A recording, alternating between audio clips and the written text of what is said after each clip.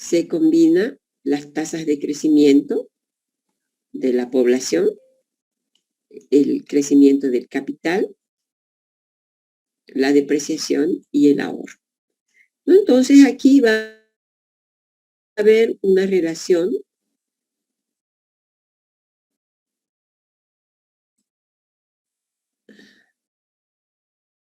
contraria entre las tasas de crecimiento de la población y las tasas de crecimiento del capital per cápita, ¿no?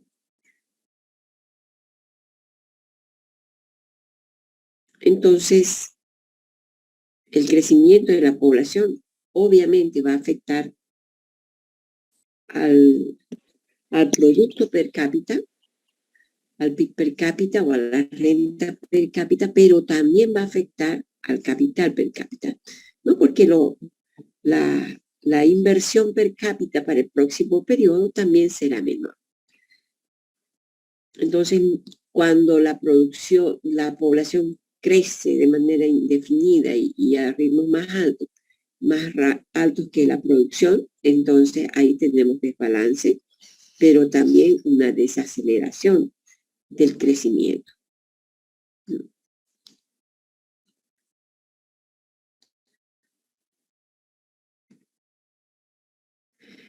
Entonces, el progreso técnico aquí va a jugar un rol muy importante, porque si no tenemos progreso técnico, el país no podrá mantener indefinidamente el crecimiento de la renta per cápita,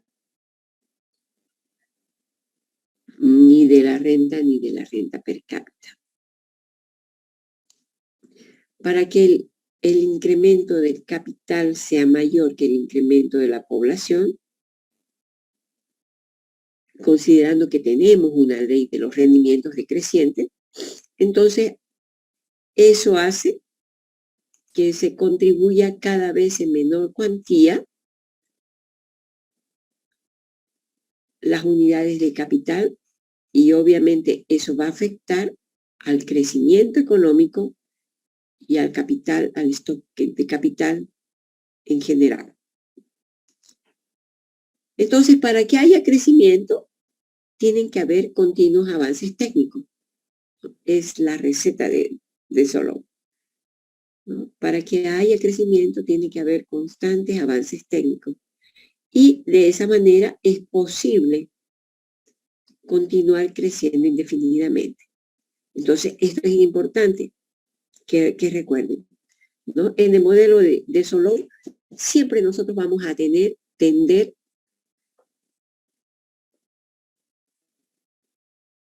al punto donde la inversión es igual a la depreciación.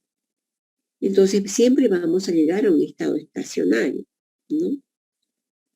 Por la ley de los rendimientos decrecientes. Pero el progreso técnico hace que la inversión tienda a crecer y desplazarse y poder lograr nuevos equilibrios entre nuevos estados estacionarios a un mayor nivel de producción y de renta per cápita. Entonces, la única manera de contrarrestar este estado estacionario, aunque siempre se va a presentar, es el progreso técnico. Entonces, siempre el progreso técnico podrá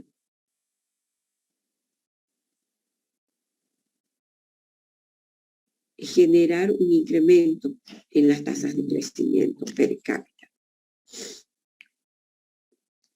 Ahora habíamos quedado en este último punto, digamos, ¿no? Desde la perspectiva de Solow, el progreso técnico es lo que nos va a llevar a seguir creciendo, ¿no? Pero cada vez, por la presencia de los rendimientos decrecientes, vamos a alcanzar nuevos estados estacionarios con un mayor nivel de producción, un mayor nivel de capital. Ahora decimos que no solamente se puede crecer con progreso técnico, sino también con mejoras sustantivas de la educación, pero ya eso no corresponde a Solow.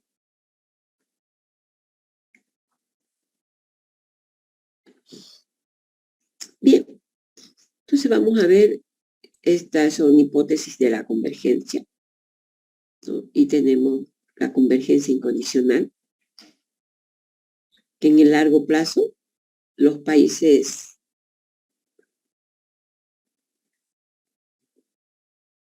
tienden a igualar sus tasas, ¿no?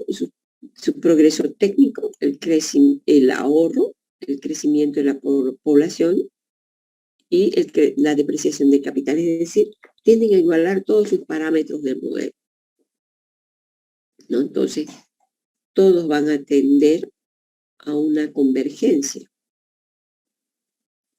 en sus parámetros.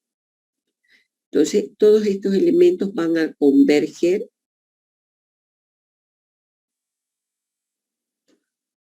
hacia la tasa de capital per cápita, independientemente del nivel de partida de cada país,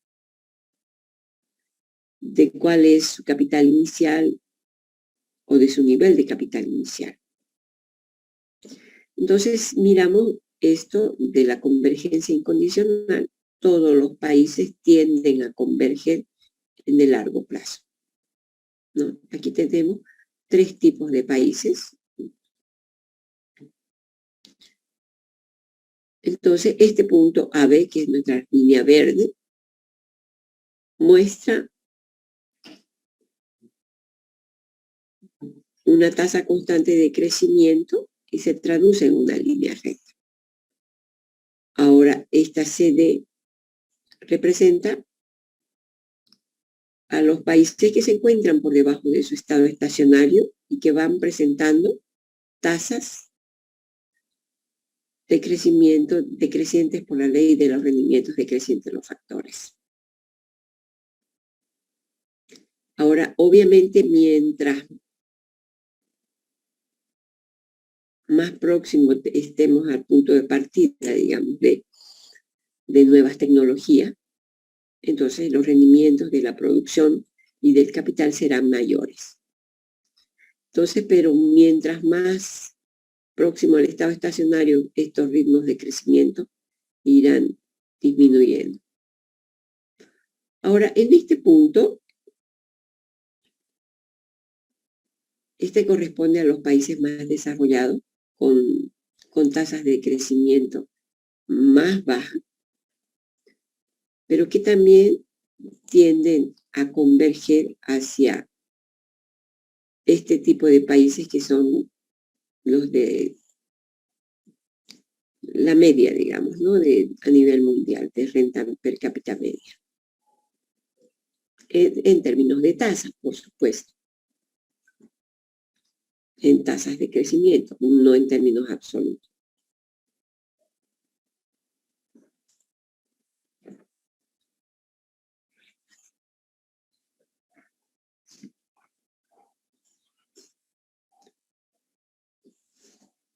Entonces partimos de que si todas las economías tuvieran acceso a las mismas tecnologías, tienen acceso a las mismas tasas de ahorro, de depreciación y de crecimiento demográfico similares, es decir, todos los parámetros del modelo, ¿no? Ahorro, depreciación, población,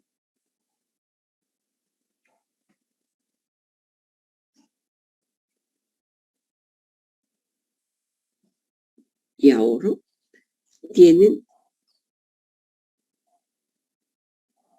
habrán convergido, digamos, hacia el mismo punto todos. Porque todos ya va a llegar el punto en que todas las economías van a igualarse en términos de tasa, sus parámetros serán igual.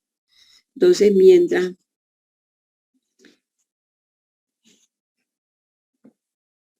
que los países pobres que están todavía muy por debajo de alcanzar su estado estacionario, van a tender a crecer más rápidamente.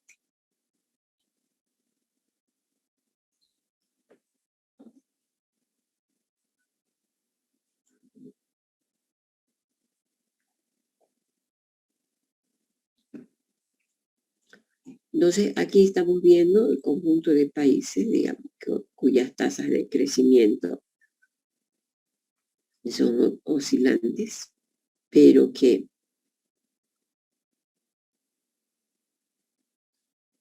a lo largo del tiempo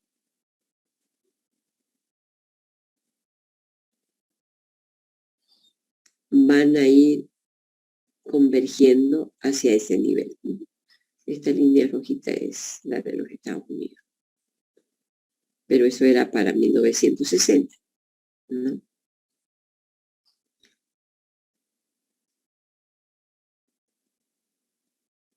¿No? Y aquí, en este punto.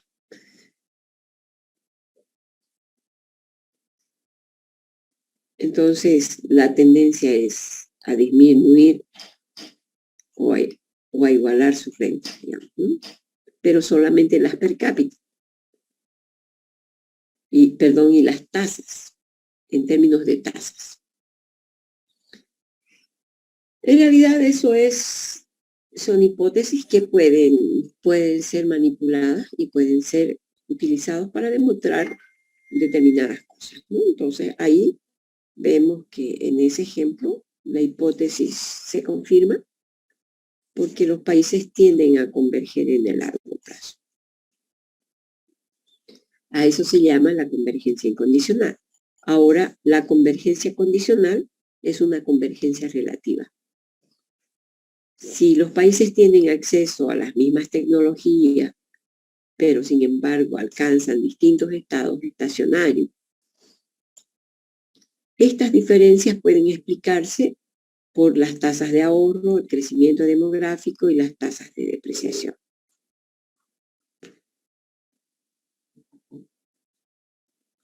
Entonces las tasas de crecimiento per cápita son iguales, aunque la renta per cápita sea diferente. Por ejemplo, aquí, ¿no? Tenemos dos tipos de países que presentan, si se fijan, el mismo tipo de convergencia, ¿no? Pero obviamente ellos tienden a converger entre ellos, ¿no? Estos son dos tipos de países.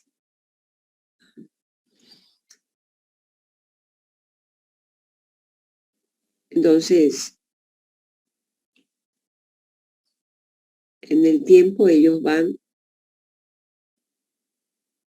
a igualar sus tasas, ¿no? Entre ellos. Un ejemplo de eso es, por ejemplo, Colombia y Estados Unidos. La tasa de crecimiento de los dos países fueron similares, de 2.2%.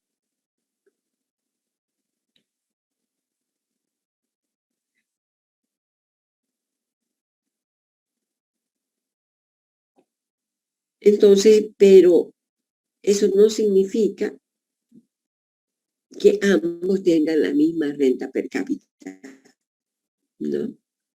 Porque la renta per cápita era para 1960 solamente una quinta parte de la renta de los Estados Unidos.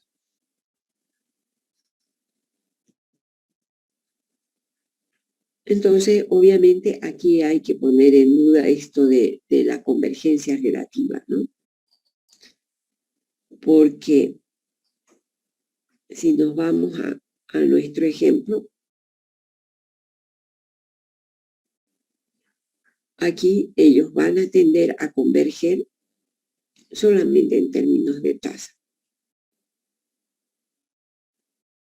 Porque en términos absolutos seguirán siendo grandes las distancias existentes entre los países.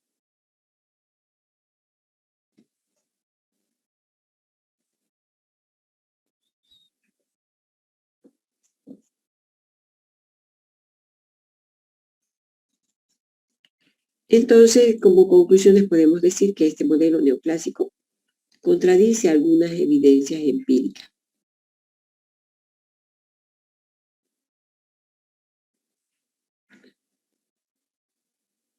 Entonces, diferencias entre los niveles de desarrollo relativo.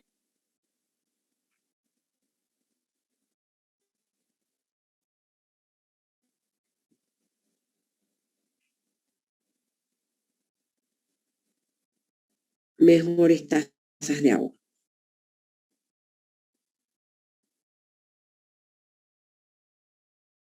Y una disminución en las tasas de crecimiento demográfico. Lisa, cuando dos países tienen... va a disculpar, se le Sí. cortó toda su explicación desde las conclusiones. No Estoy sé si ahí en es... la conclusión otra vez. A mí también se me cortó. Por eso estoy aquí otra vez. Porque se cortó. A mí también me dijo, su conexión es inestable.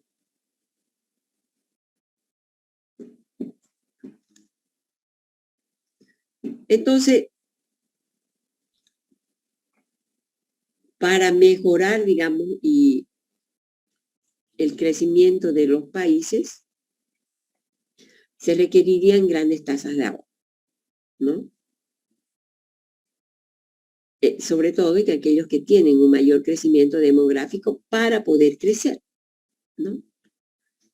Sin embargo, porque una de las cosas que observa este modelo es precisamente que las tasas de crecimiento poblacional tienden a reducir las rentas per cápita. Entonces, si se fijan, para crecer y vivir mejor, entonces no solamente se necesita crecer en términos de base productiva, crecer en términos de PIB, también se necesita controlar la población. Porque obviamente con altas tasas de crecimiento poblacional, las rentas per cápita se van diluyendo. Es lo que pasa con la China, ¿no? Que es uno de los países principales productores del mundo.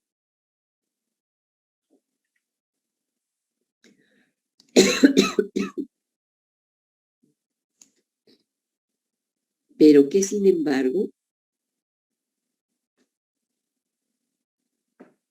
como tiene mucha población, su renta per cápita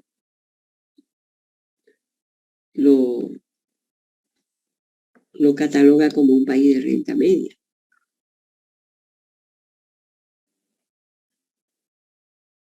Aún a pesar de todo el poderío económico, ¿no? Entonces, obviamente eso nos dice, nos muestra, digamos, la importancia de la población dentro de estos modelos, ¿no? Del tamaño de la población. Entonces, para vivir mejor, no solamente se necesita tener incremento en la producción, sino también una población estable. Entonces, cuando dos países tienen distintos niveles de renta per cápita, de acuerdo al modelo de Solow, deberían existir entre ellos diferencias en los precios de los factores.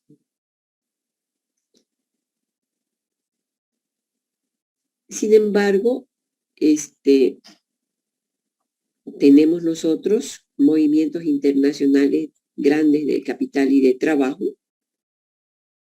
que resultan difíciles de compatibilizar, ¿no? Y estas diferencias continuarán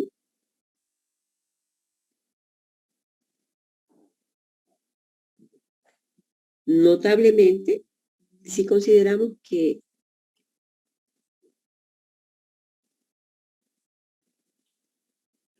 el trabajo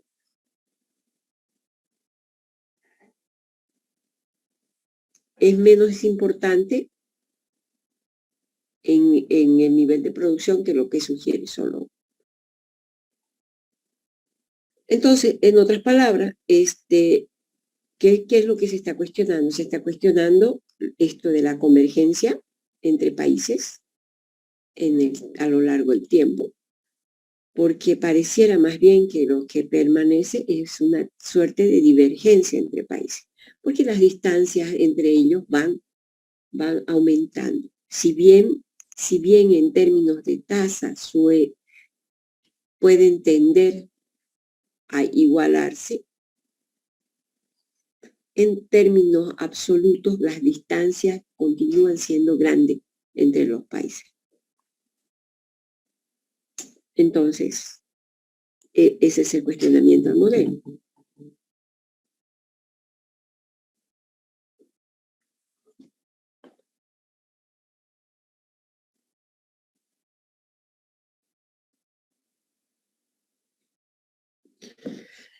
Las nuevas teorías del crecimiento. Aquí sí es importante considerar ahora los desarrollos, no solamente en el factor capital, sino importante en el factor trabajo.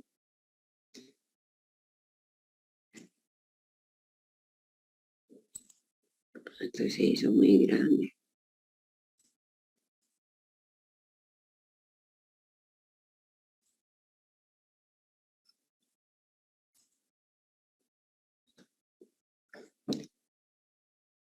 Entonces, desde los modelos que priorizan, digamos, el trabajo, estos son de los 90, acuérdense, donde empiezan a hablarse ya, bueno, en la década de los 80 empieza a hablarse de capital humano y en la década del 90 se desarrollan una serie de modelos tendientes a demostrar la importancia del capital humano en el crecimiento económico.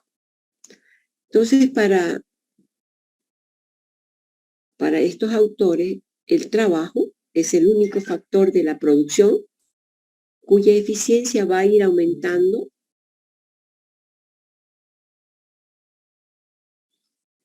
con el ritmo del progreso técnico. Entonces, las inversiones no solamente en capital suelen generar crecimiento, sino también las inversiones en la educación de la población.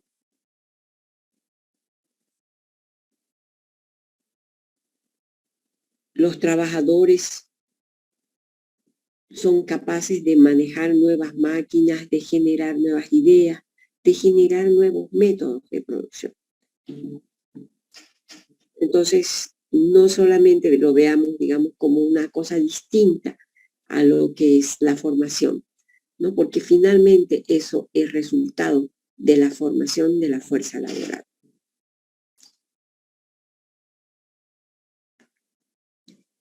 Mientras más formados tengamos la población, vamos a tener más científicos que desarrollarán nuevas maquinarias, nuevas tecnologías, nuevos métodos de producción que aceleren la producción y generen crecimiento. Ahora, el tema es cómo sacamos o de dónde es que surge este factor de crecimiento poblacional. Entonces, en este modelo nosotros vamos a considerar que los hogares convierten su ahorro en inversión. Pero esa inversión no solamente se va a traducir en capital físico, como suponíamos en el modelo de Solón. ¿Se acuerdan ustedes? Todo el ahorro estaba destinado a financiar capital, ¿no?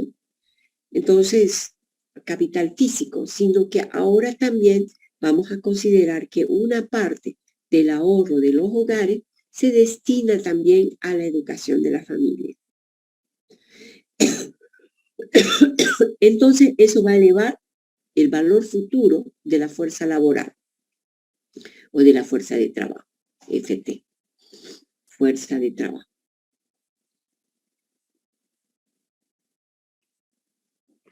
Al igual que el capital físico, el capital humano se acumula deliberadamente.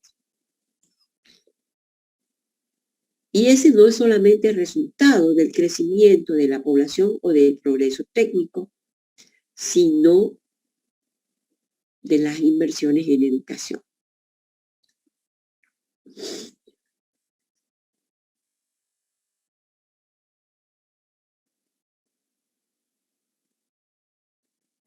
Entonces, nuestra función de producción será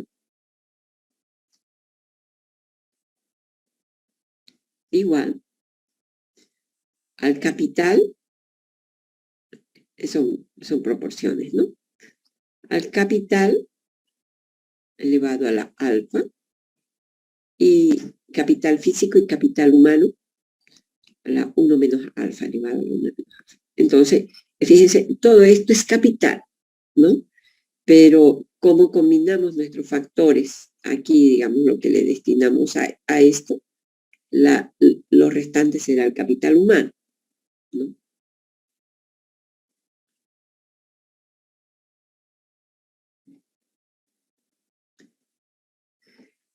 Entonces nosotros partimos de esta idea, ¿verdad? Que la renta en manos de las personas tienen dos usos, es consumo y es ahorro. Ahora, este ahorro, nosotros habíamos supuesto que servía para incrementar el capital, ¿no? Entonces, esta tasa de ahorro incrementaba el capital. Ahora vamos a suponer que este ahorro no solamente se destina al incremento de capital, sino que una parte, una proporción Q, se destina a incrementar o a mejorar la calidad del capital humano. Entonces, Q va a ser la cantidad de recursos físicos destinados a la educación y a la formación.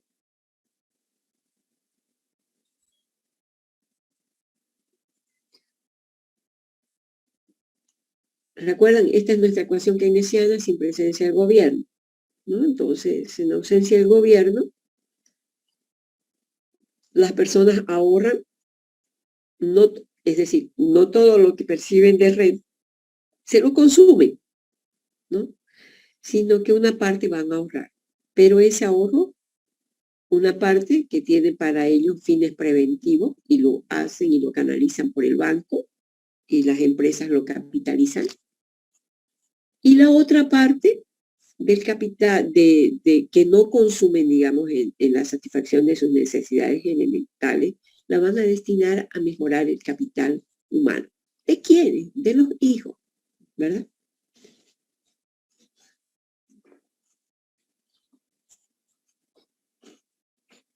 Entonces,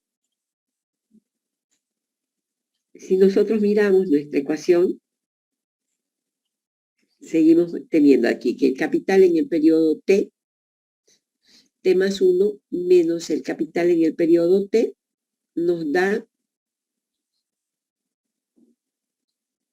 la tasa de ahorro que se destina al capital, ¿no? Esta es la tasa de ahorro, la proporción de la tasa de ahorro de la renta. Pero también tenemos aquí que el capital humano en el periodo T menos el T más 1, perdón, menos el capital humano en el periodo T va a ser igual a esta tasa de ahorro que se destina a la educación y a la formación. Entonces, tanto el capital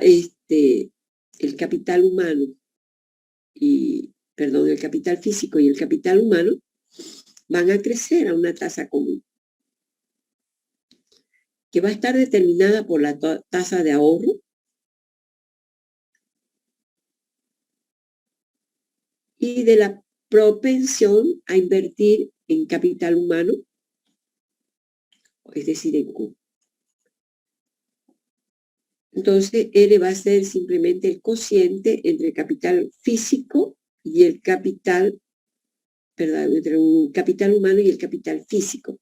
Entonces, es simplemente cómo estamos, en qué proporciones estamos distribuyendo esto.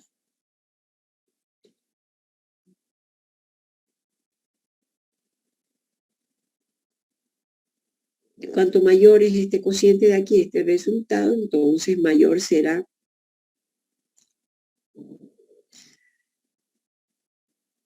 el cociente en el largo plazo. O sea, ¿por qué? Porque la fuerza laboral es el único bien o factor de producción que en su consumo no se deprecia como el capital, ¿no? ¿Se acuerdan que el problema era la depreciación del capital en el anterior modelo?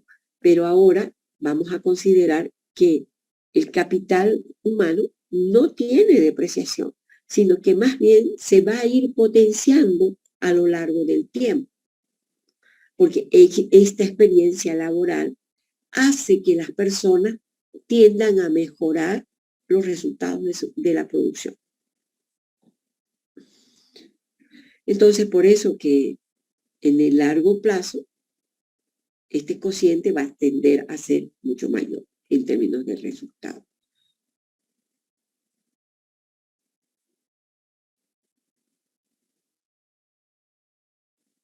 Entonces, habíamos dicho que el capital físico muestra rendimientos decrecientes por la ley de los rendimientos decrecientes, ¿no? Y que no converge hacia la renta per cápita.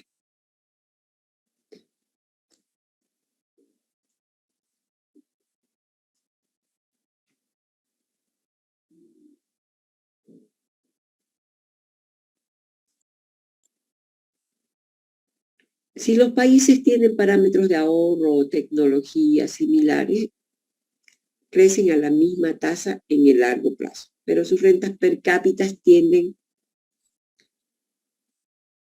a evolucionar de la misma manera y mantendrán sus diferencias relativas iniciales. Ahora, los rendimientos del capital físico y humano producen efectos en la tasa de crecimiento y no solamente a nivel de la renta de solo.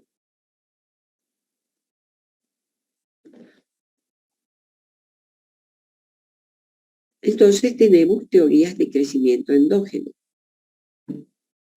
porque el ritmo de crecimiento se va a determinar dentro del modelo y no se va a atribuir al progreso técnico, que es exógeno.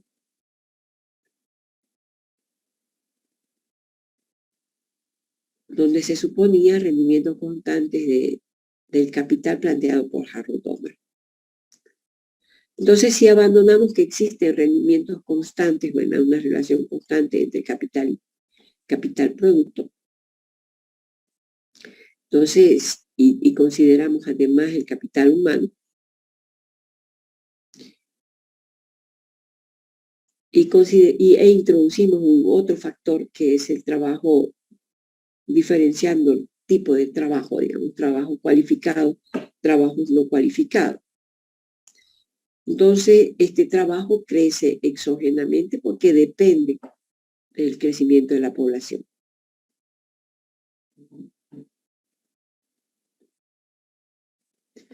Veamos un poquito aquí.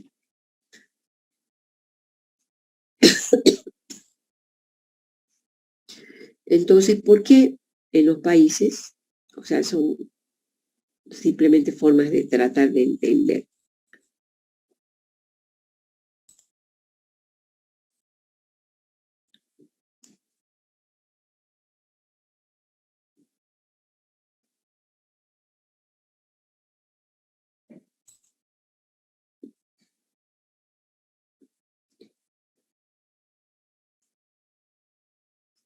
Entonces, vamos a introducir este asunto del trabajo cualificado y el trabajo no cualificado y a partir de ahí entender por qué esto genera efectos ambiguos en la tasa de crecimiento per cápita. No sé por qué le ha crecido tanto esto.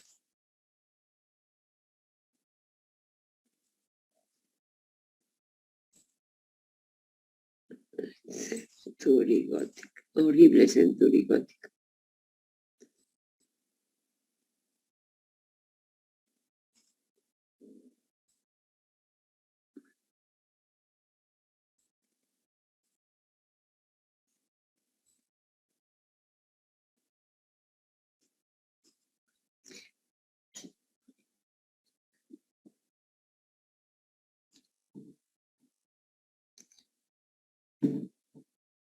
Entonces, si nos fijamos nosotros aquí, tenemos una baja renta per cápita. Y esto va a depender de, ¿no?,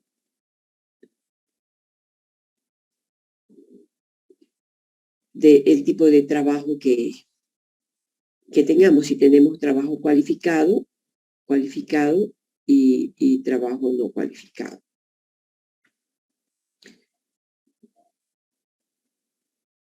Entonces nosotros si tenemos trabajo, proporcionalmente tenemos una mayor relación, una mayor presencia de trabajo no cualificado en relación con el capital. Entonces, esta relación entre capital físico y capital no cualificado genera efectos positivos.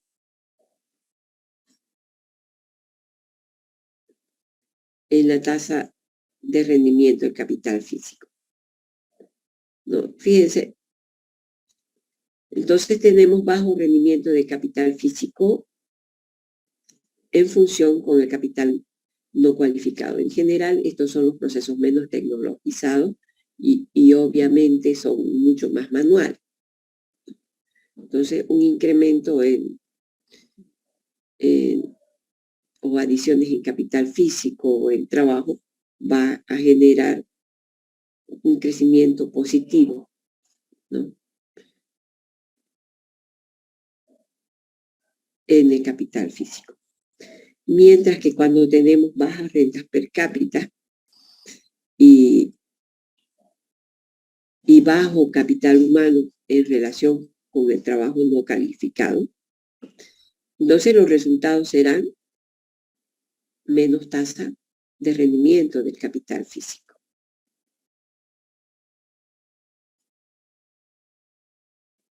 ¿No? Entonces aquí nosotros en estas combinaciones de capital físico y capital humano pueden generar resultados distintos, ¿no? Por eso los efectos son ambiguos en la tasa de rendimiento de capital físico.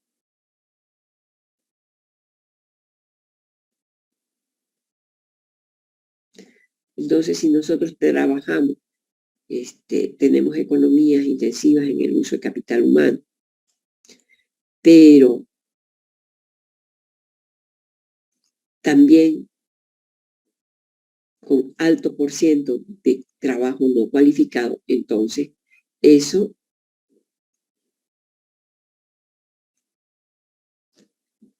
provoca resultados negativos, digamos, en el crecimiento del capital físico, ¿no? Con bajo capital y alto trabajo no cualificado, entonces los resultados de rendimiento también serán bajos, ¿no? Mientras que aquí, cuando se tiene, digamos, un capital físico bajo en proporción con el trabajo no cualificado, entonces puede generar efectos positivos en el rendimiento del capital físico. Puede ser o no puede ser, en otras palabras. Entonces, este modelo va a predecir que no existe ninguna tendencia hacia la convergencia incondicional, como lo planteaba Solón. Aunque los parámetros sean los mismos en todos los países. Cada factor sigue teniendo rendimientos marginales decrecientes. Ahora, la convergencia condicional se podría controlar con el capital humano.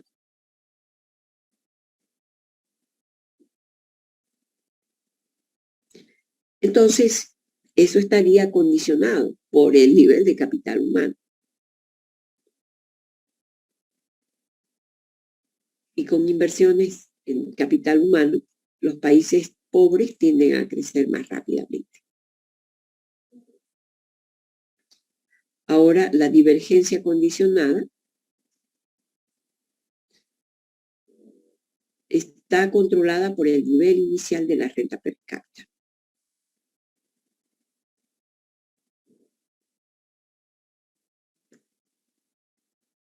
y está condicionado por el nivel de la renta per cápita que tienen los países que tienen el mismo capital humano o igual, digamos, ¿no? Iguales inversiones en capital humano. Entonces, en este caso, inversiones o adiciones en capital humano hace que los países tiendan a crecer también más deprisa.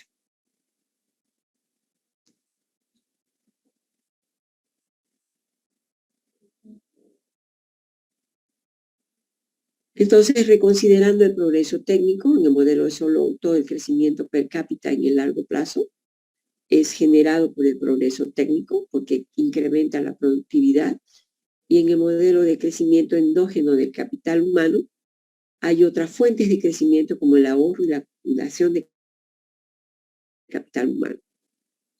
En el modelo de crecimiento endógeno de Harold-Doman y en el modelo de capital humano, la producción tiene rendimientos constantes.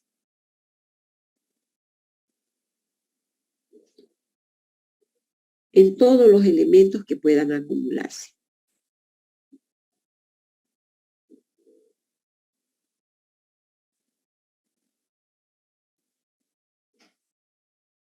Acuérdense que ahora acumulamos capital humano también, ¿no? Los rendimientos constantes permiten el crecimiento endógeno.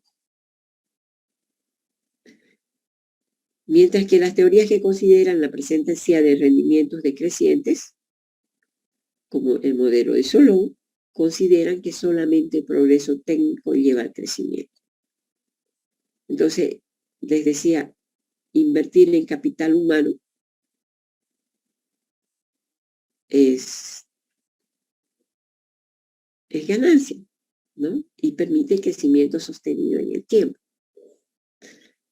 Porque el capital humano no se deprecia, sino se potencia.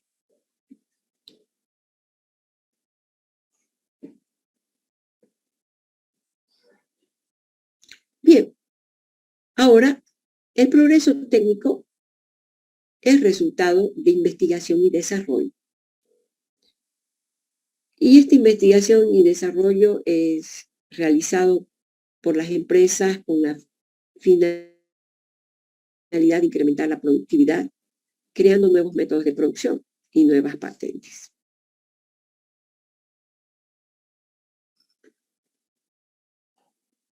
Ahora, también investigación y desarrollo hace el Estado. Y tenemos que progresos técnicos también se dan por la experiencia. Entonces, fíjense, como que tenemos tres formas de incrementar o de generar el progreso técnico, ¿no? Investigación y desarrollo por parte de las empresas, investigación y desarrollo por parte de del gobierno o del Estado, y progreso técnico generado a partir de la experiencia. Ahora, este progreso técnico lo podemos clasificar en dos, ¿no? En primer lugar, es generada por la sustracción, es decir, generar o sacar recursos y que no vayan directamente a convertirse en acumulación de capital, ¿no? Entonces las empresas no todo lo que perciben lo destinan a la acumulación de capital, sino que una parte de sus recursos lo destinan a mejorar o a desarrollar el progreso técnico a través de investigación y desarrollo. Pero la investigación y desarrollo y el progreso técnico tienen un periodo de tiempo o una distancia de tiempo, ¿no? Entonces se le está quitando recursos en el corto plazo para generar un incremento en la producción y en la productividad en el largo plazo. Entonces, cuando se hace investigación y desarrollo, se puede generar nuevos productos, o también nuevos métodos de producción o nuevos métodos de distribución de productos.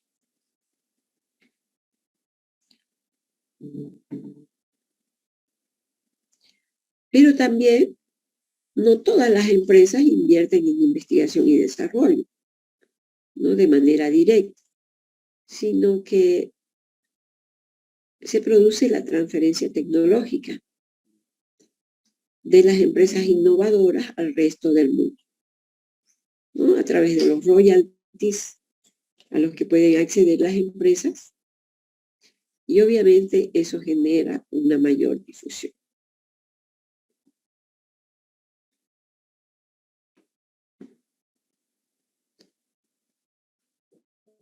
Entonces veamos un modelo de progreso técnico deliberado. Vamos a suponer que una economía tiene un stock de capital dado, de capital humano, y que ese capital humano puede dedicarse a la producción o a la investigación y desarrollo. Sabemos que en los procesos de producción intervienen tanto capital físico como capital humano. Ahora, la investigación y desarrollo puede generar nuevas máquinas y obviamente de lo que se trata es de desplazar la frontera de posibilidades de producción hacia la derecha, porque habíamos dicho que es tecnología lo que permite modificar o desplazar hacia afuera la frontera de posibilidades de producción y permitir que alcancemos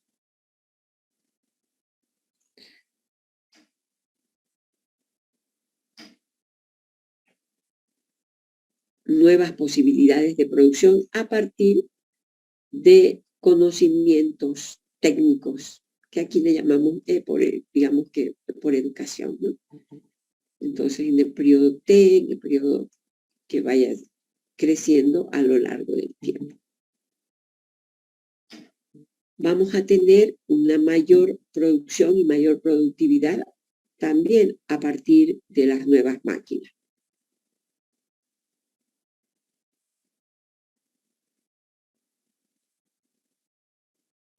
Entonces, fíjense, nuestra función de producción cambia un poquito. No deja ver bien esto, espérenme. Esto se hace demasiado grande.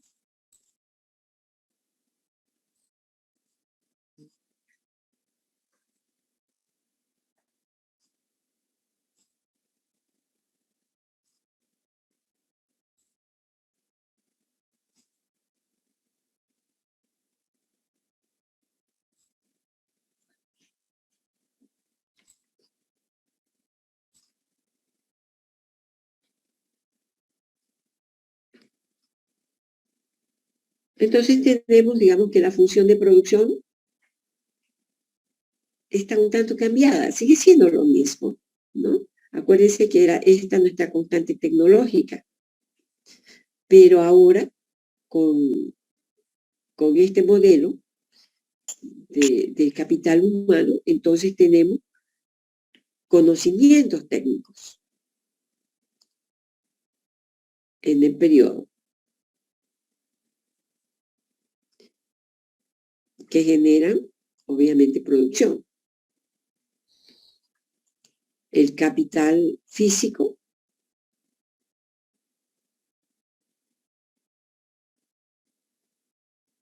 en el periodo T y el capital humano, ¿no? Este elevado al alfa y este a la 1 menos alfa, ¿no? Y fíjense, aquí también tenemos parámetros, ¿no? Entonces, este parámetro es el parámetro de generación de capital en esta proporción, ¿no? Conocimientos técnicos que generan un parámetro que, o sea, o una tasa de crecimiento del capital en el periodo T elevado a la alfa. Mientras que en este tenemos otro parámetro, que es una proporción del capital humano que se destina a la producción de bienes finales, ¿no? Multiplicado obviamente por el capital humano, y eso elevado a la 1 menos T.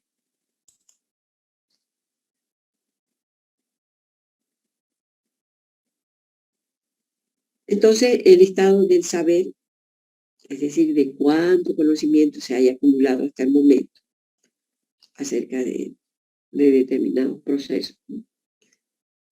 Y la cantidad de personas que se destinan a investigación y desarrollo generan nuevos conocimientos. Igual, fíjense, estamos acumulando deliberadamente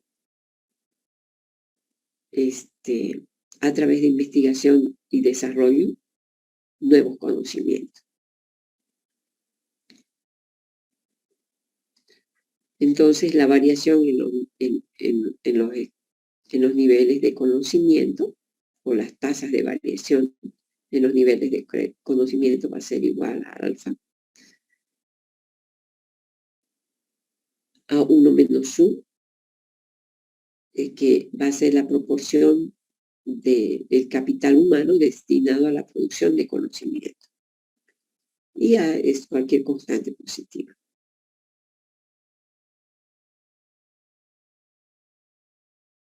Entonces, el capital va a crecer. El capital en el periodo T más 1 es mayor que el capital en el periodo T, ¿no? Y eso está determinado por la tasa de inversión en el periodo T. Entonces, el dilema se produce o se genera a partir de la decisión de producir ahora o producir mañana, ¿no? Entonces, si nosotros decidimos producir ahora, toda la inversión se destinará a producir y a incrementar el volumen de capital.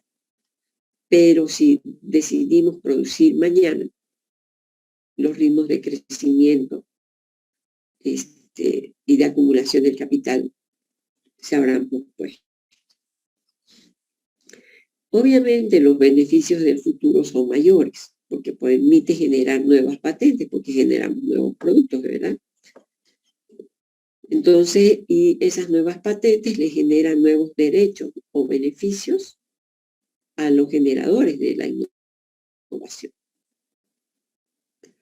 Y obviamente eso está lejos de la competencia perfecta, porque aquí la patente protege al desarrollador de la tecnología o de la patente durante un periodo de tiempo, ¿no? Si alguien quiere usar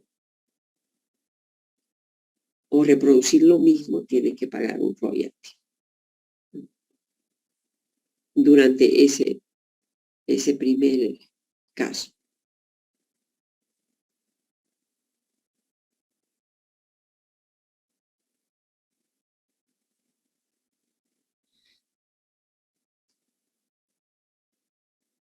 Entonces tenemos también algunas externalidades en el progreso técnico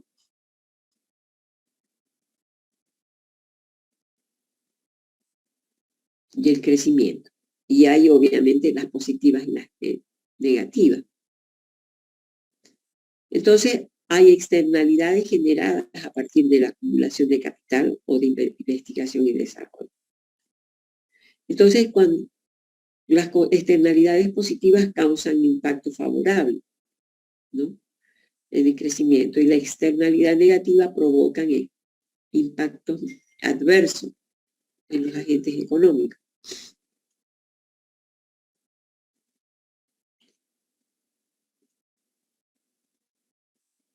Entonces vamos a suponer que en una economía hay varias empresas y que cada una de ellas está dotada de la misma función de producción.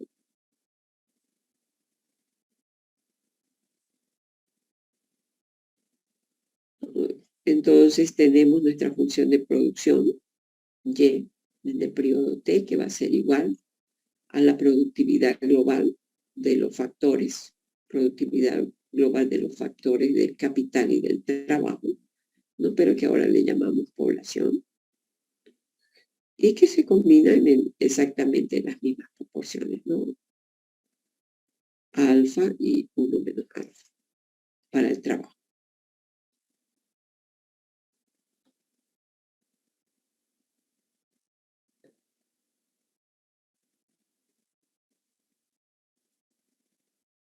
Entonces la productividad de los factores es una externalidad positiva que genera más bien complementariedades entre los países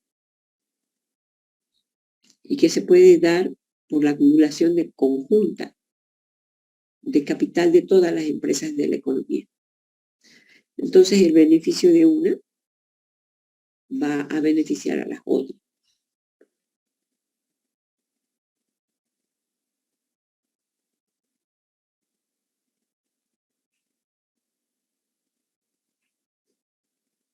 ¿Cuáles tipos de complementariedades podemos ver? Digamos, las acciones de unas empresas cuando tenemos nosotros los eslabonamientos productivos, digamos, ¿no? O las economías se encuentran bien eslabonadas, o el desarrollo de una va a ir generando el desarrollo de las otras, porque se producen en toda la cadena productiva. Entonces, las acciones de unas provocan que las otras se muevan en el mismo sentido. Por ejemplo, se produce, mejora la capacidad de producción y de almacenaje de soya, de aceite y de almacenaje de los granos de soya. Entonces, eso va a hacer que se generen incrementos en los volúmenes de producción de soya, ¿no? Porque hay a quien vender. Entonces, los movimientos que van a provocar es en el mismo sentido.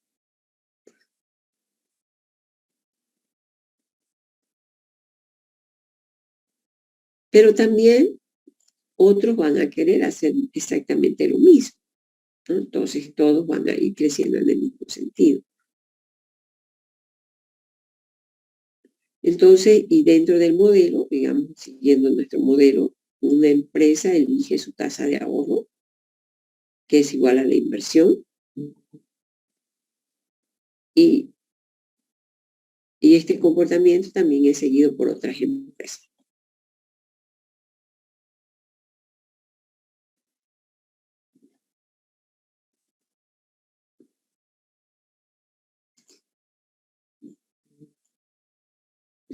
Entonces, uno de los aspectos importantes, ya van haciendo su chat, está bien, hagan, ya estamos terminando.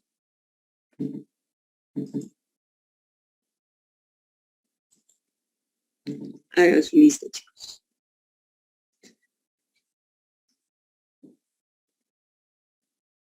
Entonces, obviamente, la productividad total de los factores explica el crecimiento de los países asiáticos, ¿no? Que son consideradas de economías emergentes.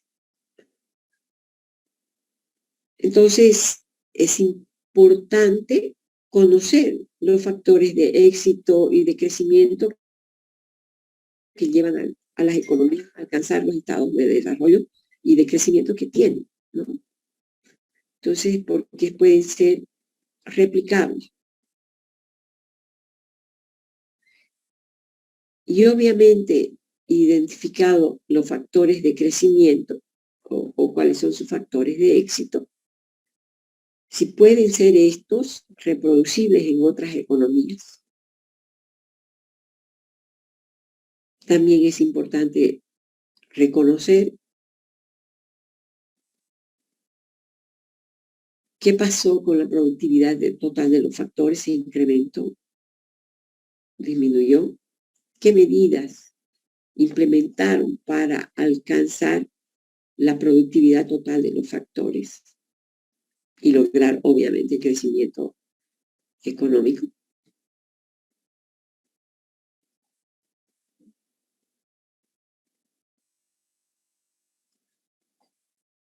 Eso lo vamos a ver en la próxima clase, porque este es un ejercicio.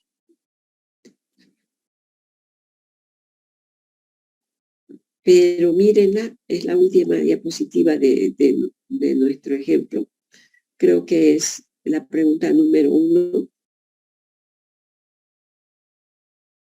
del capítulo 4 de Solón, de Debra.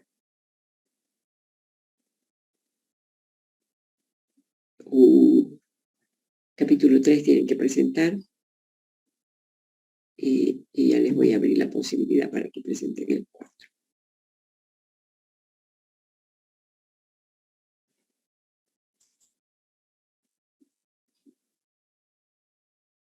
¿Terminaron todos de escribir su nombre? Yo creo que sí, Luis. Ok, es que igual lo voy a guardar y ya lo voy a cerrar.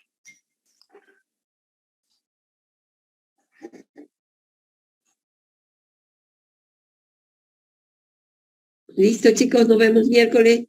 Por favor, vayan pensando en eso, porque lo voy a hacer trabajar en grupitos, ¿ya? Está bien, licenciado. Está bien, Licen. Hasta luego. Hasta luego. Hasta luego, licenciado. Hasta luego, que estén bien.